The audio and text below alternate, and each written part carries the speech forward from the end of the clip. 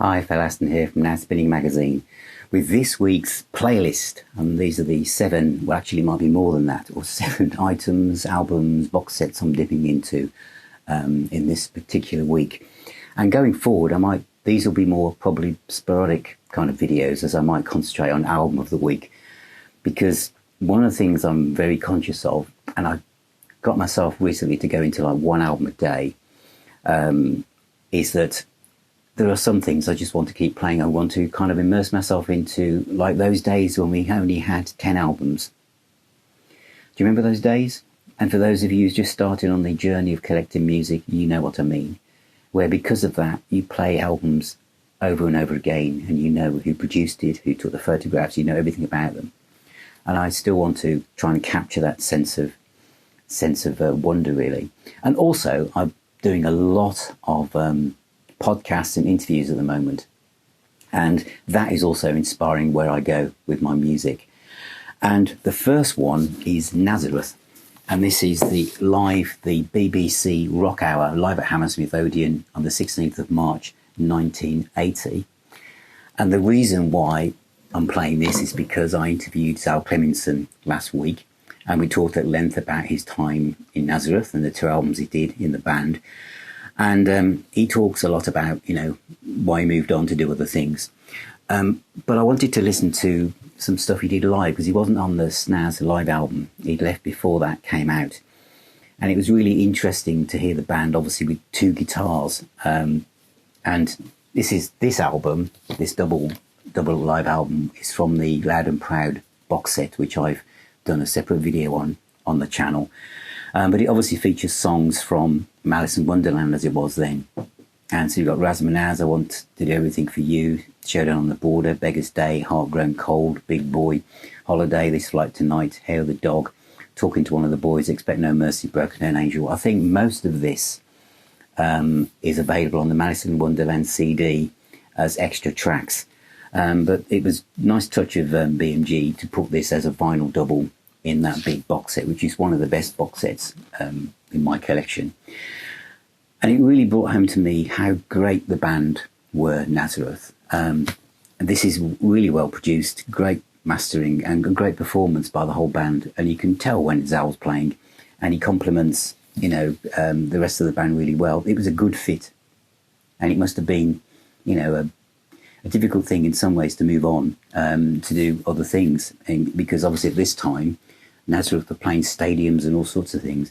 But I played this when did I do the interview? I did the interview just a few days ago, and I played this a couple of times. That's my first choice for this week. My next choice is inspired by the sad loss of Robbie Robinson from the band.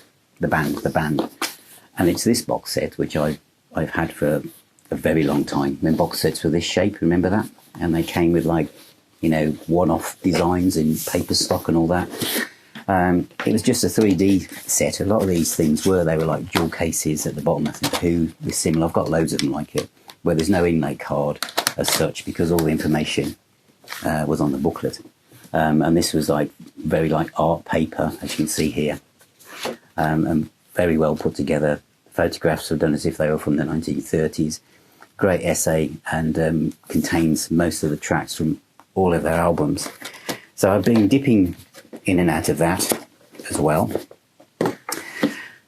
Also because there's been a lot of Steve Morse action going on recently with the video I did looking at the Morse years, and I've just done another interview, or podcast rather, with Martin Popoff. We've talked about the Morse years and this whole vast catalogue of this fantastic part of Deep Purple's history. So I've been playing Whoosh again, and when I did my list, I said that it was going to be very kind of fluid, and it is, because I noticed that when I was playing this the other day, and I said this to Martin as well, when I heard the track Man Alive, which wasn't on my top 20 list, it automatically went straight into my top 10. There's something about the Morse period of Deep Purple, which is kind of there's so much going on. It is it's like a painting, where you could say that, some songs by Deep Purple going back at the beginning, where we had more time on our hands and life was less cluttered, and there were less tracks on an album. we kind of just knew songs like Woman from Tokyo or Space Trucking. They had the riff and the rest of it, and the vocals and the chorus, and they just latched onto our brains. But there's something more complex on latter day Deep Purple, especially with Morse. There's more going on. You know, the melodies are attached to riffs that are they riffs, or are they kind of, you know, they're part prog, part jazz fusion. There's so much going on, and so the more you listen to Steve Moore's period Deep Purple, the more it gives back to you, is probably the best way of saying it. I've also been going back just before Steve joined Deep Purple because of some of the comments I got on that video, and it was the album Southern Steel by Steve Morse. This is one of his, well, there are so many great albums by Steve Morse, and there were so many guitarists around the late 80s and 90s doing instrumental albums, and a lot of it was just like tons of notes and look at me, almost mathematical in design. But the thing about Steve Morse is he would dip in and out of so many different genres, so many different styles of music, and, you know, it's absolutely, you know, superb. And of course he had his right-hand man, if I can quickly find his name, Dave LaRue on bass. What a player, and the way he does those bass runs, and it works so well with Steve. The other one that I've been playing a lot features Gareth Ainsworth, who's the QPR manager, who I interviewed for the podcast, and his rock band, the Cold Blooded Hearts, and the album is The Cold Light of Day. And this is it's a classic rock album in if you want to file it under something. But some of the songs, Grey, Broken Sky especially, are just almost hypnotic in the way that the chorus is done. Great vocals by Gareth, great guitar playing. You know, it's an album I'm really, really enjoying. And I played it a lot before I interviewed Gareth. And, you know, and since then now I've got the album, I'm playing it even more. But it's really, really good. And it's amazing how, you know, Gareth managed to fit this in when he's so busy. You know, a major league football team. He's the guy at the top. And he still does this. Of course, he's a huge fan of Def Leppard and Motley Crue, etc. Fantastic. And of course, they play AC/DC before they head off onto the pitch because they've got a jukebox in the changing room. Fantastic. Then I've also, because I'm going to be reviewing this very soon, is Magnum. There's a new box set out on. This is from H&E Records, and the album I'm playing at the moment is Kingdom of Madness, which has been out of print for a long time. The first album by Magnum. It's a great box set. I'll do a separate video on this. But I remember seeing them at the Golden Lion in Solihull when they were signed to Jet Records. There's about 5 people in the audience, and I was one of them. But that's something I'm really, really enjoying at the moment. Also, and there's a separate video coming up for this, and this has flashed up on several videos so far, and it's Freedom. And the album from this set that I'm playing the most is actually the third album, called Simply Freedom. And that's because I knew a couple of songs on it from this sampler called Handle With Care from Probe Records, which is who they were signed with. And there were 2 tracks, Nobody and Frustrated Woman, on, and really, really great band. And as I say, there's a separate video on that coming up as well. And then for my last choices, it's more it's a total different feel, because even while doing this video, it looked like there was a storm coming in. Now it's kind of passing and the sun's coming out again. But I've been playing Pharoah Sanders and the London Symphony Orchestra Floating Points, which was an album he made just before he passed away. Wonderful jazz with the London Symphony Orchestra. It's really, really hypnotic. It's like ambient music, jazz. If you're a fan of Pharoah Sanders, you would like this, but it's very different. It's not like Karma or Willow, those kind of like more intense jazz stuff. It's far more laid back and melodic, but it's really, really, it's a great soundtrack to whatever you're doing. And I'm staying in that vibe for the rest of my list, actually. The other box set I'm dipping into, and I haven't played all of this, and I've had it for a while, and it's Weather Report, the legendary live tapes from 1978 to 1981. It's a 4 CD set with a great booklet in it, and I'm really listening to a lot of Weather Report, and this is my favourite period because it has Jaco Pastorius on bass, and obviously Wayne Shorter. It's the lineup really, but you know, wonderfully recorded. But as I said, I've not played it all yet, but I'm really enjoying it.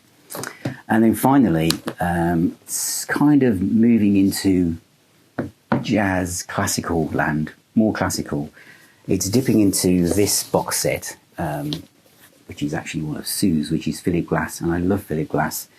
I love the stuff that the Kronos Quartet do with Philip Glass's music. I love the Philip Glass violin concerto, but obviously I love the film soundtracks and stuff. But there's one particular album in here that I'm playing at the moment, and it is, if I can find it, can I find it? I can. And it's called Passages, and it's the album we did with Ravi Shankar, and it really is amazing. It's like world music, fusion, classical, Indian fusion music, whatever you want to call it, minimalist, but it's got some real great parts to it, you know, if you want to listen to something different, if you're new to it. And I think as I was pulling this list together, it started to make me realise that how much different styles of music now I enjoy. And it's, you know, and also knowing that as I scan across my shelves that I can think whatever kind of mood I'm in, there's always something new to explore. Every day is a school day. So that's Ravi Shankar and Philip Glass, called Passages, which I'm playing from the Philip Glass box set. Just before I go, there has been something else I've been playing as well, and that is Sendelica, and it's the Cromech Chronicles. And I've reviewed this separately, but the reason why this has just floated to the top of my world is that when I was playing Freedom, it made me realise, thinking, you know, these bands back then, there's so many bands we missed out on, isn't there? There's so many bands we didn't, you know, we think, you know, they were given that time from record companies, and if they didn't sell, they were just dropped or whatever, and how bands like this wouldn't get signed, or maybe music like this now would probably resonate more because of the demographic of the people listening to it. And I thought, there's no real bands out there doing that kind of thing. And then it made me think, well, there are. This Sendelica. And obviously I recently spoke to Pete, who leads Sendelica. And it is a band that literally just does what they want to do. And this is 1969 to 1972. And this is 2020 to 2023, and this is now. And so there's music everywhere for us to explore, whether it's from back then or what comes around the corner in a few months. It's a great time to be alive and to be around. It really is. So sorry for that little interlude then. So thank you again, and remember, music is the healer and the doctor. Please become a patron, support me if you can, become a YouTube member, or you can go to the Ko-fi link and just buy me a coffee if you wish. But take care, keep spinning those discs, and I shall see you very, very soon.